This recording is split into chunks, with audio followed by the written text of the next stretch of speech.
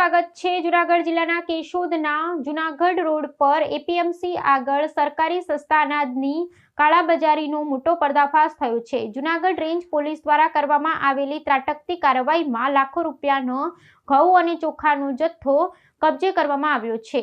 એક શખ્સની અટકાયત કરી સમગ્ર મામલો કેશોદ પોલીસને વધુ તપાસ માટે સોંપવામાં આવ્યો છે। જૂનાગઢ રેન્જ પોલીસને મળેલી ચોક્કસ બાતમીના આધારે કેશોદ તાલુકાના અગતરાય ગામની સીમમાં આવેલા એક ભાડાના ગોડાઉન પર દરોડો પાડવામાં આવ્યો હતો। તપાસ દરમિયાન સરકારી સસ્તા અનાજની કાળાબજારી થતી હોવાનો પર્દાફાશ થયો હતો।